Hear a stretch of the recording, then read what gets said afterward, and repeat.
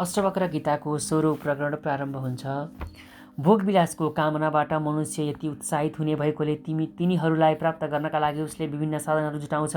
परिश्रम, छलकपट, घात प्रतिघात र ती सबै प्रक्रियाहरूलाई उसले आफ्ना यी प्रयासहरूमा लगाइदिन्छ, जसले केही समयका लागि मात्र शान्ति प्राप्त भएको भ्रम उत्पन्न गराइदिन्छ, तर फेरि मन दुखी, असन्तुष्ट र अशान्त हुन्छ। यस सृष्टिमा केही पनि प्राप्त गर्नका लागि प्रयास सहित परिश्रम गर्नु हुँदैन। प्रयास सहितको परिश्रम अर्थ हो।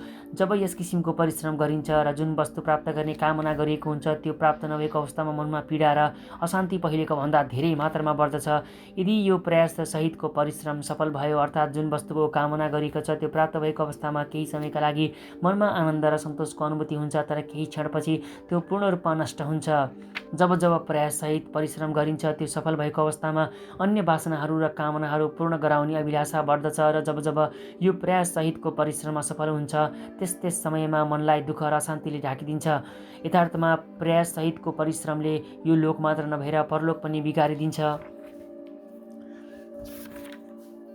अष्टवक्र उवाच आचक्ष्वश्रीणु वातात नानाशास्त्राण्यनेकश तथापि न तव स्वास्थ्यं सर्वविस्मराणधृते भोगं कर्म समाधिं वा कुरु विज्ञा तथापि ते चित्तं निरस्त सर्वासमत्यथं रोचसिष्यति आयासात् सकलो दुःखी नैनं जानाति कश्चन अनेनैवोपदेशेन धन्य प्राप्नोति निर्भीतं व्यापारे खिद्यते यस्तु निमेषोन्मेषयोरपि तस्यालस्य धुरीणस्य सुखं नानस्य कस्यचित् इदं कृतमिदं नेति द्वन्द्वमुक्त यदा मनः धर्मार्थ काम मोक्षेषु निरपेक्षं तदा भवेत् विरक्तो विषयेद्यष्टा रागी विषयलोलुपं ग्रहमोक्षविहीनस्तु न विरक्तो न राघवन्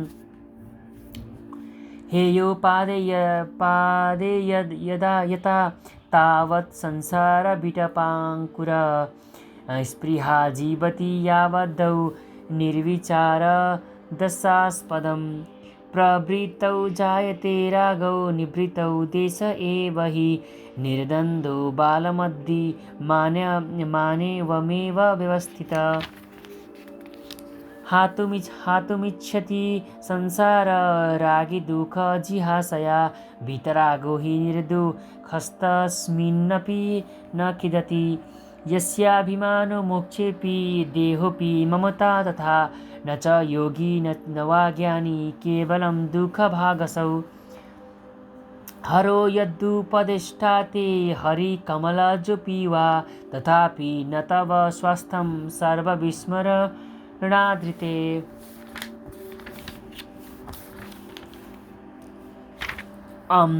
अष्टवक्र भन्नुहुन्छ, हे प्रिय शिष्य, अनेकौं किसिमबाट विभिन्न शास्त्रहरूका विषयमा बताऊ अथवा सुन, तर पनि सबैको विस्मरण नभएसम्म तिमीलाई शान्ति प्राप्त हुन सक्दैन। तत्त्वज्ञानका माध्यमद्वारा सबै प्रपञ्च र तृष्णाको विनाश हुने ज्ञान हो। यही कुरा प्रस्ट्याउँदै अष्टवक्र भन्दछन्, हे प्रिय शिष्य, चाहे तिमी विभिन्न शास्त्रहरू अनेकौं पटक शिष्यहरूलाई पढ्न लगाऊ अथवा गुरुबाट सुन, तर सबैको विस्मरण नभएसम्म कहिल्यै पनि तिम्रो कल्याण हुन सक्दैन। हुन त सुषुप्तावस्थामा विस्मरण हुन्छ, तर पनि सबैको विस्मरण हुँदैन, किनकि सबै अन्तर्गत अज्ञान रहेको छ। यो अज्ञान सुषुप्तावस्थामा पनि रहिरहन्छ र जीवन मुक्तलाई पनि त अज्ञानसहित सबै काल्पनिक वस्तुहरूको विस्मरण हुन्छ। त्यसकारण जीवन मुक्त हुन चाहने पुरुषलाई सबै वस्तुहरूको विस्मरण हुने उचित हुन्छ। अष्टवक्र भन्नुहुन्छ, हे शिष्य, चाहे तिमी भोगहरूको उपभोग गर, चाहे कर्महरूमा एकाग्रतापूर्वक लाग, चाहे समाधिमा अवस्थित हौ, आत्मज्ञानको प्रभावले सबै किसिमका आशाहरूबाट यथार्थ रूपमा अलग भएपछि मात्र तिम्रो चित्त शान्त रहन सक्दछ।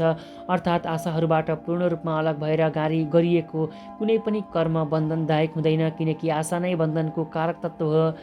यसैले जब तिमी सबैबाट वैराग्ययुक्त भएर सबैमा अनासक्त भएर विचरण अर्थात् घुमफिर गर्नेछौ, त्यस समयमा मात्र तिमी सुखी हुनेछौ। अष्टवक्र भन्नुहुन्छ, हे शिष्य, सबै जीव शरीर निर्वाह गर्नका लागि मात्र दुखी भइरहेका हुन्छन्, अर्थात् शरीर निर्वाह गर्नका लागि परिश्रम गर्दा दुःख गर्दछन्, तर परिश्रम नै दुःखको कारण भएको कसैलाई पनि ज्ञान हुन सक्दैन। यसैले महापुरुषले जीवन वृद्धि गर्ने सिलसिलामा धेरै परिश्रम गर्दैनन्, किनकि शरीरको निर्वाह प्रारब्ध कर्मले आफै गरिरहेको हुन्छ। प्रयास अथवा परिश्रमको कुनै आवश्यकता छैन। यसरी ज्ञान प्राप्त भएकोले महापुरुष सधैँ सुखी रहन्छन्। जसलाई आँखा खोल्न आलस्य भए जसरी नै कर्महरूमा पनि आलस्य हुन्छ, त्यसबाहेक अन्यलाई सुख कसरी हुन्छ? जसको सांसारिक विषयहरूमा कुनै आसक्ति रहेको छैन, त्यही मात्रै संसारमा परम सुखी हुन्छ। सांसारिक व्यवहारको अनासक्ति नै सुखको कारक तत्त्व हो। जो ज्ञानबाट सम्पन्न भएको जीवनमुक्त पुरुष छ, उसलाई आँखा बन्द गर्दा र खोल्दा पनि दुःख भएको अनुभव हुन्छ। जो यस किसिमको अल्छी पुरुष छ र सबै किसिमका विषयहरूबाट यथार्थ रूपमा अलग भएको छ, त्यही परम सुखी हुन्छ। विषय वासनाहरूमा लागेको व्यक्तिलाई कहिल्यै पनि सुख प्राप्त हुन सक्दैन। मनुष्य सांसारिक विषय वासनाहरूमा जति धेरै आकर्षित हुन्छ, उसलाई त्यति नै दुःख मात्र भइरहेको हुन्छ, किनकि वृत्तिको वृद्धिबाट दुःखको प्राप्ति हुन्छ र वृत्तिको निवृत्तिबाट सुखको प्राप्ति हुन्छ। यो गरिएको छ र यो गरिएको छैन। जब मन यस किसिमको द्वन्द्वबाट यथार्थ रूपमा मुक्त हुन्छ, त्यसपछि मात्र त्यो पुरुष धर्म, अर्थ, काम र मोक्षमा कामना रहित रहन्छ। सबै किसिमका तृष्णाहरूको पूर्ण रूपमा अभाव भएको पुरुषलाई जाडो र गर्मीजन्य सुख दुःखले पनि विचलित बनाउन सक्दैन। यस विषयमा स्पष्ट पार्दै अष्टवक्र भन्नुहुन्छ, यो कार्य मैले गरेँ, यो कार्य मैले गरिनँ। यस किसिमको द्वन्द्वबाट जब पुरुष पूर्ण रूपमा अलग हुन्छ, त्यसपछि उसले धर्म, अर्थ, काम र मोक्षको कामना गर्दैन। जुन पुरुष यसरी नै सबै किसिमका द्वन्द्वहरूबाट र कामनाहरूबाट यथार्थ रूपमा अलग हुन्छ, त्यसैले जीवन मुक्ति रूपी परम सुख प्राप्त गर्दछ। विषयहरूको द्वेषी वैरागी हुन्छ, विषयहरूको लोभी आसक्त हुन्छ। जुन पुरुष अस्वीकार र स्वीकार र त्यागबाट दुवैबाट यथार्थ रूपमा अलग भएको छ, त्यो नै वैरागी हुन्छ र न आसक्तवान नै हुन्छ। अष्टवक्र भन्दछन्, सकाम भावना भएको पुरुष, निष्काम भावना भएको पुरुष विलक्षण हुन्छ। जसले मुमुक्षु भएर पनि पत्नी, पुत्र आदिका विषयमा द्वेष गर्दछ, अर्थात् द्वेष दृष्टि राख्दै तिनीहरूलाई स्वीकार गर्दैन, तर त्याग गर्दछ, त्यसलाई विरक्त अर्थात् वैरागयुक्त भनिन्छ। र जो विषयहरूको कामना राखेर विषयहरूमा आसक्त हुन्छ, त्यसलाई रागी अर्थात् लोभी भनिन्छ।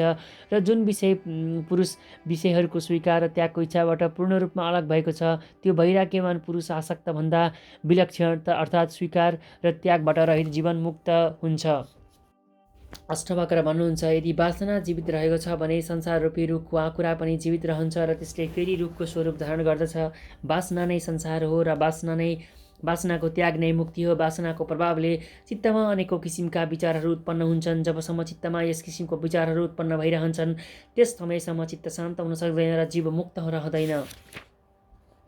अष्टवक्र भन्नुहुन्छ, आत्मज्ञानी पुरुष प्रवृत्ति र निवृत्तिबाट पूर्ण रूपमा अलग भएर बालकका जसरी नै निर्द्वन्द्व भएर स्वाभाविक रूपमा जीवन बिताइरहेको हुन्छ। स्वाभाविक रूपमा जे हुन्छ त्यो गर्दछ।